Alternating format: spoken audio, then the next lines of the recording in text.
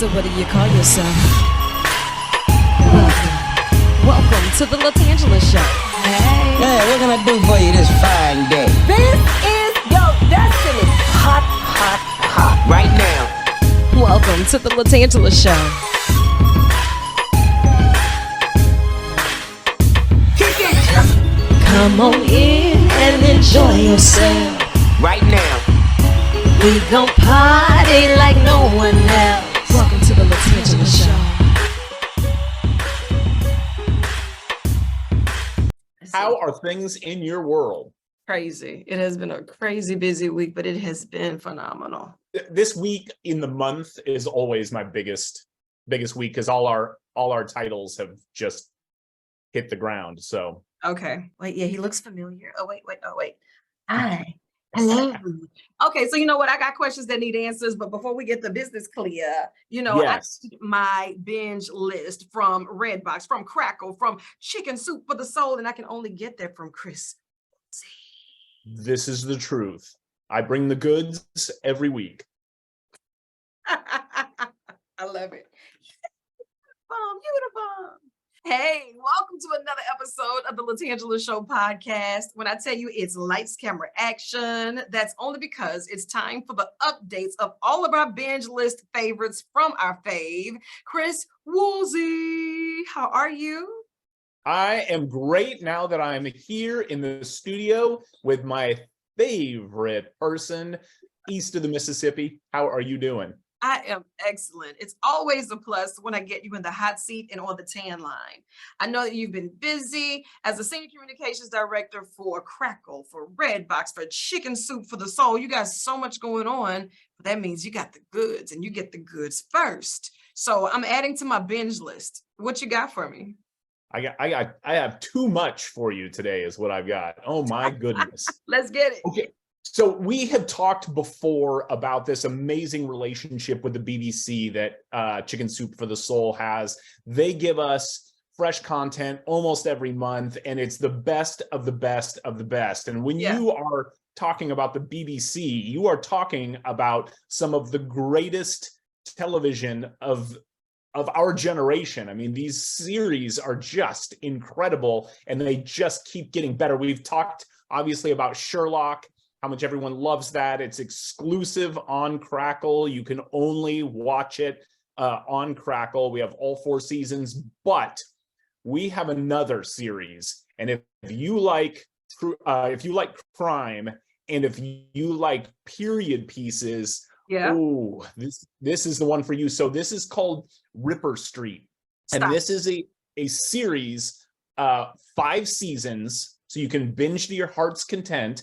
And this is about a group of police detectives that have been brought together to protect the people of Whitechapel in Victorian England 6 months after the Jack the Ripper killings. Okay, you know what? You can stop right there. 5 seasons, and I know that we're going to get it. All we have to do is just log on. And then you have these free streaming services. So if there's something that we want, we know that we can get it. We can get it from you. But when you start talking about adding to a binge list, you're not just like a hit or a miss. You have hit after hit after hit. And you say you got 5 series? 5 seasons of this, yes. Okay. And it's starring Matthew McFadden from Secession, which is such a hot series right now, and he's amazing on it. Also, Adam Rothenberg from Ozark, another unbelievably hot series. And Maya Annaburing from Twilight Breaking Dawn, and Jeremy Flynn from Game of Thrones, of all things. Okay. You got a who's who of hot TV in this series. It is awesome. It's a great like a police procedural, but it's set in Victorian England. The performances are through the roof. Art direction, writing, everything. I cannot recommend this series enough. I'm almost as excited about this, maybe more than I am about Sherlock. So that says something. Okay, you know what? I'm just Because it's saying. always Sherlock for me, but now I'm gonna have to go back and check this one because if Chris Woolsey says out of all the things that come across my desk, this is definitely top tier, I'm all in. Ripper Street, I'm telling you, you will not be sorry. What else you got for me? So in that same Brit Fix vein, so we're celebrating all our British content this month. We have Okay. another great series. This one is beloved by fans. If you Google it, there are about 1 million fan websites on it. And I know you're going to get excited about, if you were excited about 5 seasons with Ripper Street, we have 10 seasons of Midsummer Murders. Stop. So this is kind of a British version of Murder, She Wrote. So you have this kind of this older August gentleman who travels the country, Detective Chief Inspector Tom Barnaby, and he travels these little hamlets and villages investigating all of these crazy murders that take place. And it is awesome. It's in the imaginary region of Midsummer, England, and you get to meet all of these amazing characters, and you get to go through the investigative process. Less Angela Lansbury, little darker, really great stuff. But listen, when I'm watching Murder, She Wrote with Angela Lansbury, I'm thinking to myself, how is it that she's always in the place of the crime? Like, is she the murderer? Like, That's what I said. And I said, even if she's not, who wants to hang out with her? Because she's obviously a Jew. Like, no, we can't chill. We can't just hang out. We can't be cool. If there's a dinner party and she's on the guest list, I'm out. I just started that diet today. You know, Aaron I Water. have said that for years, LaTangela. I'm so glad somebody finally backs me up on that. Absolutely. So I can't wait to see how this counterpart is going to be with that. You have 10 seasons waiting on us. Yep. Midsummer Murders. It's awesome. I love it. And there's something for everyone. So let's just say that murder mystery isn't your thing. I know that you got categories. What else you have for us? So on Redbox, we've got a whole variety of cool stuff. We've got Daughter of the Wolf, if you're looking for a little action in your life. This is starring Gina Carano from The Mandalorian. And another great example, a few weeks ago, we talked about all these female-led action flicks. This is another great one. You've seen what kind of damage Gina Carano can do on The Mandalorian. Well, Daughter of the Wolf, she gets her young son kidnapped. And people think, well, what's this mom going to do? Ends up mom is ex-special forces. And there's actually a long list of things that Gina Carano can do. Cars are flipped. Houses are blown up. Bad guys are evaporated. It is awesome. If you are looking for a female-led, and Richard Dreyfuss is the villain in this movie. Like, have we ever got to see Richard Dreyfuss as a bad guy? So it's awesome. It's and super if you want to fun. know what a mom can do, that mom can be determined enough to get her kid back. Now, Oh my gosh, are you kidding me? How? Mama Bear? You don't mess with Mama Bear. This was, they made a really bad choice. I love it. I love it. And what's the name of that one? That one is Daughter of the Wolf. Daughter of the Wolf. Hey, there really is a wolf. Let's get it. What else you got? So if you're looking for a little comedy on the other end of the spectrum, we've got a great one with Chris Rock and Julie Delpy from Before Sunset. And that is called 2 Days in New York. And this was actually written, produced, directed, and starred by Julie Delpy. So it's pretty impressive. And it's a fun premise. She and Chris Rock play this, like, you know, super bougie New York couple. They're the movers and the shakers. They've got a couple of kids from previous relationships. And then she says, oh, by the way, I forgot to mention, my crazy family from France is coming in for the weekend. Oh, and by the way. Ends up, she comes from like Parisian trash, and they descend on Chris Rock's New York City apartment, and chaos ensues. It's My awesome. in-laws ain't nothing but some outlaws. Let's watch this one. Exactly. Yeah, love it'll it. put your in-laws into perspective. Let me tell you, it's super fun. So yeah, check that one out.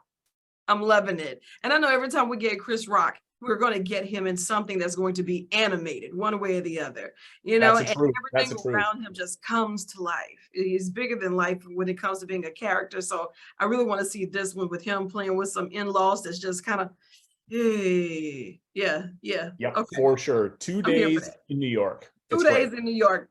And that's on Redbox. Yep. And then we have, I'm a huge Tom Hardy fan. I think he's just an amazing actor. And we have the movie that kind of put him on the map. I mean, he had been working for a while when this came out, but this was the first one that everybody sat up and took notice and was like, who is this guy? So this is called Bronson, and it's the true story of the most violent man in British prison history. So he was arrested. I believe his real name was Michael Peterson, and he was arrested for robbing a post office and given a 7-year sentence. Probably would have been out for 3 for good behavior. Good behavior. Well, there was no good behavior to be had by this guy. He ended up spending 30 years in solitary confinement because he was so unbelievably violent. And Tom Hardy plays him off the rails. Hold on, wait a second. You're taking me fast. So first and foremost, this guy goes into a post office, gets himself 7 years.